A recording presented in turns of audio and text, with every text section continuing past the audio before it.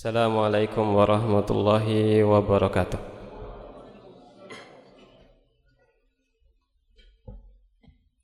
Allahu Akbar, Allahu Akbar,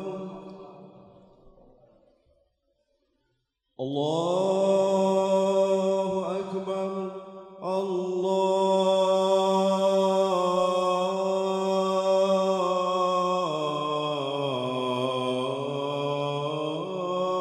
Akbar. Ashhadu an la ilaha illallah.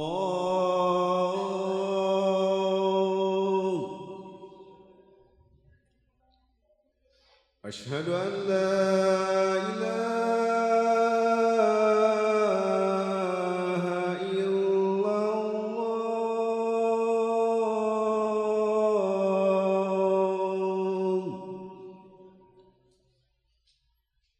أشهد أن محمد رسول الله.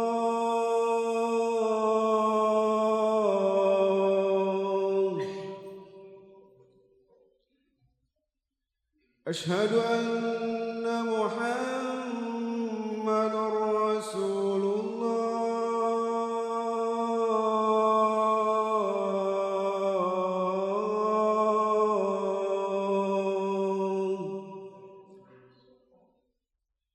حي على الصلاة.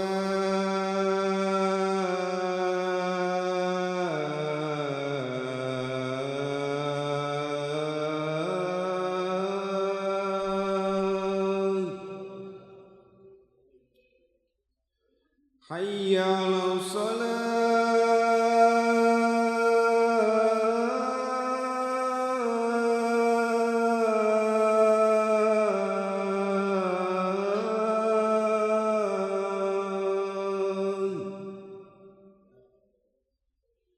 حي على الفلاح.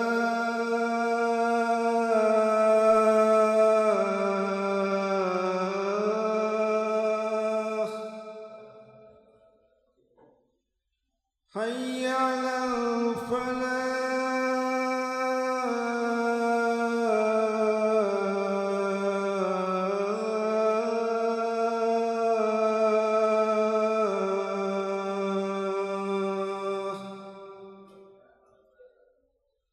الله أكبر،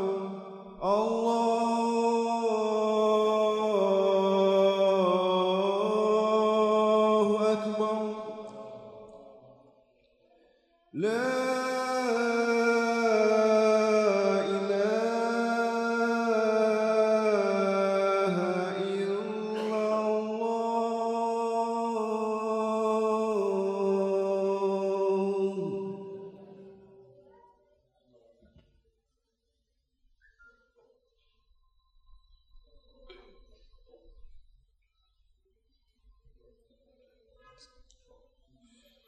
Innal hamdalillah nahmaduhu wa nasta'inuhu wa nastaghfiruh wa na'udzu billahi min shururi anfusina wa sayyiati a'malina. May yahdihillahu fala mudhillalah wa may yudlil fala hadiyalah. Asyhadu an la ilaha illallah wahdahu la syarikalah wa asyhadu anna Muhammadan abduhu wa rasuluh. Hadirin ikhwatu iman, undangan Allah Subhanahu wa ta'ala. Di awal pembuka, khatib ingin mengingatkan ada sebuah ayat di dalam Al-Quran. Bahkan ayat ini termasuk ayat-ayat yang menjadi pengingat untuk kita semua bahwa kita hidup di dunia ini, bersama kita ada aturan, bersama kita ada makhluk-makhluk yang Allah Subhanahu wa ta'ala ciptakan. Di antaranya ada makhluk yang menggoda sehingga kita jatuh kepada kesalahan, tapi juga di sana ada makhluk yang mulia. Dan saya ingin mengambil satu pembahasan tentang makhluk yang mulia ini yang Allah Subhanahu wa ta'ala bersumpah di dalam Al-Quran.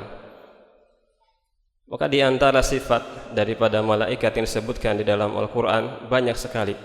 Hanya satu ayat yang ingin saya utarakan pada kesempatan kali ini, hanya untuk mengingatkan kepada kita bahwa ada malaikat yang membersamai kita dan akan menjumpai kita. Allah berfirman, wan-nazi'ati gharqa wan-nasyitati nashta. Ini adalah surat yang berbicara tentang malaikat. Saya tidak akan memberikan tafsiran yang panjang lebar tentang masalah ini. Yang ingin saya sampaikan adalah 4 syarat tentang kesempurnaan beriman kepada malaikat. Mengapa? Karena di antara malaikat, di antara tugas yang Allah Subhanahu wa taala berikan kepada malaikat adalah mencabut nyawa. Dan di antara manusia yang dicabut nyawa ada 2 cara.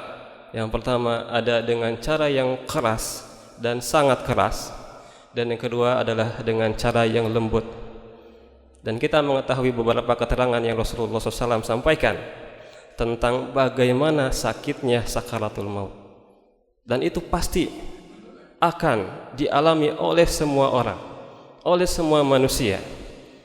Dan semua lari atau takut dengan hal tersebut. Dan Allah ingatkan hal ini di dalam surat Al-Jum'ah. Qul innal mauta alladhi tafirruna minhu fa innahu mulaqikum. Katakanlah, ya, kematian, sesungguhnya kematian yang kamu lari darinya. Lari karena apa? Karena takut. Seandainya kita bisa lari menjauh dan kemudian kita bisa lepas daripada ketakutan itu, pasti kita akan lakukan. Tapi ketentuan Allah tidak seperti itu. Itulah maut yang semua orang mengkhawatirkannya. Entah kita ini akan dicabut dalam keadaan menyakitkan, ataukah kita akan disambut oleh para malaikat dengan sambutan-sambutan yang hangat. Ya ayyatuhan nafsul mutmainnah, irji'i ila rabbika radiyatan mardiyah. Tentu ini adalah keinginan. Akan tetapi keinginan ini harus benar-benar kita usahakan. Di antaranya saya ingin mengutarakan tentang 4 syarat kewajiban atau kesempurnaan beriman kepada malaikat, yang semua ini akan memberikan manfaat dan dampak besar di dalam kehidupan kita. Maka ketahuilah, keimanan kepada malaikat itu harus benar-benar dipenuhi, karena ini adalah rukun-rukun agama. Di antara rukun 6 yang Rasulullah SAW sebutkan di dalam hadis Jibril. Maka syarat yang pertama adalah beriman dengan wujudnya, dengan adanya malaikat. Manusia, ya, di antaranya adalah orang-orang Yahudi. Allah Subhanahu wa taala mengingatkan kita tentang sebuah ayat di mana orang-orang Yahudi pernah bertanya kepada Rasulullah SAW, "Man sahibuka allati ya'tika minal malaikah?" Siapa sahabatmu yang datang kepadamu dari kalangan malaikat? Maka kemudian Rasulullah SAW menjawab, Jibril. Maka apa yang dikatakan oleh orang Yahudi ini? Dzaka, itulah malaikat yang membawa dengan al-harb wal qital. Dia adalah malaikat yang membawa peperangan dan pertempuran. Kalau seandainya, kata mereka, kata orang Yahudi, lau kulta, kalau seandainya engkau mengatakan Mikail, yang dia datang dengan nabat wal qital, datang untuk menumbuhkan tanam-tanaman, kemudian juga untuk mengatur urusan hujan, maka tentu kami akan beriman kepada engkau. Maka setelah kejadian itu, Allah Subhanahu wa taala menurunkan sebuah ayat, man kana aduwwan lillahi wa malaikatihi wa rusulihi wa jibril wa mikala fa innallaha aduwwul lil kafirin. Inilah orang-orang Yahudi yang kita tahu kecanggihan teknologinya dalam masalah pertanian, sampai mereka membeda-bedakan malaikat yang diutus oleh Allah Subhanahu wa taala. Inilah orang-orang Yahudi, kepintaran mereka tidak menjadikan keimanan itu bermanfaat untuk kehidupan dunia dan kehidupan akhirat mereka. Bukan saja itu, orang-orang Yahudi ini membeda-bedakan juga nabi-nabi yang diutus. Jadi agama ini disesuaikan dengan hawa nafsunya, dan itulah cara-cara orang Yahudi di dalam beragama. Maka ikhwatu iman dengan Allah Subhanahu wa taala, Ini adalah perkara yang sangat penting yang harus kita pelajari, bahwa beriman kepada malaikat di sana mengandung hal-hal yang bisa mendatangkan manfaat untuk kita semua. Kita jangan berpikir bahwa tanpa malaikat pun kita bisa hidup, padahal urusan hujan, urusan menumbuhkan tanaman itu ada kekuasaan Allah Subhanahu wa taala, di mana di sana ada beberapa malaikat yang ditugaskan untuk hal tersebut. Belum kita bicara juga tentang malaikat Mikail, di mana Rasulullah SAW pernah bertanya kepada Jibril, "Mali ara Mikaila dhahikan qat?" Wahai Jibril, kenapa saya tidak pernah melihat malaikat ini tersenyum? Maka kata Jibril, "Ma dhahikan Mikail mundu khuliqatin naru." Malaikat Mikail tidak pernah tertawa semenjak neraka diciptakan. Waktu iman undangan Allah Subhanahu wa taala, banyak keterangan yang menyebutkan tentang malaikat, sifat-sifatnya, dan itu ada di dalam Al-Qur'an, ada di dalam hadis. Di antaranya Allah Subhanahu wa taala menyebutkan di dalam Al-Qur'an surat Fatir ayat pertama. Allah mengatakan, "Alhamdulillah fatiris samawati wal ard, ja'ilil malaikati rusula uli ajnihatin mathna wa thulatha wa ruba." Segala puji bagi Allah yang menguasai langit dan bumi dan menjadikan malaikat sebagai rusul, sebagai utusan-utusan. Mereka memiliki sayap, ada yang 2, ada yang 3, ada yang 4, dan yang paling banyaknya adalah sayapnya malaikat Jibril, yang paling gagahnya. Akan disebutkan dalam sebuah hadis sampai 600 sayap yang dimiliki oleh malaikat Jibril. Sekarang kita bandingkan dengan manusia yang diciptakan dari tanah, malaikat diciptakan dari cahaya. Manusia lemah, kecil, malaikat besar.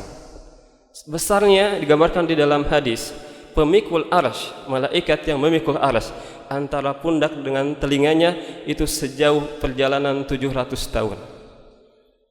700 tahun, bukan 1 tahun, 2 tahun. Kalau kita berkendara atau berjalan dengan perjalanan 1 tahun, kita sudah sangat lama dengan ukuran waktu manusia. Tapi lihatlah, ini adalah ciptaan Allah yang sangat besar. Maka itu menunjukkan kekuasaan Allah yang sangat besar, yang maha besar. Ciptaannya saja sudah begitu besar, maka bagaimana dengan Allah Subhanahu wa taala yang menciptakannya? Dan kita dijadikan manusia sebagai makhluk yang sempurna meskipun kecil. Sampai malaikat disuruh untuk sujud kepada Adam alaihissalam. Artinya ada sesuatu yang menjadi hikmah besar diciptakannya manusia. Manusia diciptakan, hikmah paling besarnya ada di dalam surat Ad-Dariyat. Wa ma khalaqtul jinna wal insa illa liya'budun.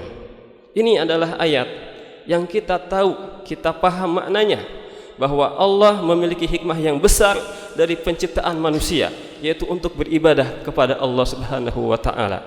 Dan malaikat diberikan tugas untuk bisa menegakkan masalah ini, ibadah kepada Allah Subhanahu wa taala saja dan meninggalkan segala bentuk kesyirikan. Itulah kenapa Allah Subhanahu wa taala mengutus Jibril untuk menjadi perantara antara Allah Subhanahu wa taala dengan Nabi Muhammad. Dan Allah utus Nabi Muhammad untuk apa? Untuk menjadi perantara antara Allah dengan kita. Lihat, ini adalah 2 sosok yang paling besar peranannya di dunia ini. Kalau kita tidak mempelajarinya, maka bagaimana kita bisa mengalahkan hidup ini seutuhnya dengan apa yang dikehendaki oleh Allah Subhanahu wa taala. Barakallahu li wa lakum.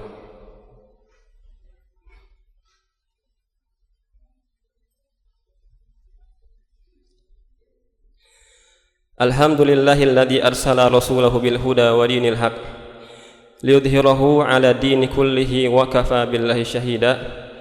Asyhadu an la ilaha illallah wahdahu la syarikalah wa asyhadu anna Muhammadan abduhu wa rasuluh. Baik, secara ringkas khatib akan menyampaikan di antara syarat-syarat selanjutnya untuk bisa meraih kesempurnaan beriman kepada malaikat. Yang kedua adalah beriman dengan nama-nama yang Allah Subhanahu wa taala telah tetapkan, baik di dalam Al-Qur'an ataupun sunnah. Di antara sunnah yang disebutkan di dalam beberapa keterangan, Rasulullah SAW menyebut 3 nama. Ini di antara malaikat-malaikat yang paling agung di sisi Allah Subhanahu wa taala. Ketika Abu Salamah bin Abdurrahman bertanya kepada Aisyah radhiyallahu anha, Bi ayyi syai'in, dengan apa Rasulullah SAW membuka salat malamnya? Maka kemudian Ibunda Aisyah mengatakan, kana yaftatihu salatahu Allahumma rabba Jibrila wa Mikaila wa Israfila fatiras samawati wal ardh, sampai seterusnya. Ini adalah doa yang di dalamnya disebutkan nama-nama malaikat. Kenapa Rasulullah SAW membaca doa ini setiap malam? Bahkan ini adalah waktu yang luar biasa istimewa. Allah Subhanahu wa taala akan memberikan pertolongannya, akan memperkenankan doa-doanya, dan Rasulullah SAW menyebutkan 3 nama ini. Ini bukan sesuatu yang biasa. Ini adalah malaikat yang mulia, memiliki 3 fungsi yang mulia. Di antaranya malaikat Jibril bertugas untuk menyampaikan wahyu. Kemudian di sana Israfil disebutkan di dalam sebuah ayat, wa nufikha fis suri fasa'iqa man fis samawati wal ardh illa man syaa Allah. Apabila disebutkan sangkakala pada kali yang pertama, maka semua mati, baik yang ada di langit ataupun yang ada di bumi, kecuali yang dikehendaki oleh Allah Subhanahu wa taala. Summa nufikha fihi ukhra, kemudian disebutkan atau ditiupkan sangkakala yang kedua, fa idahum qiyamun yanzurun, maka akhirnya mereka pun berdiri menunggu keputusan Allah Subhanahu wa taala.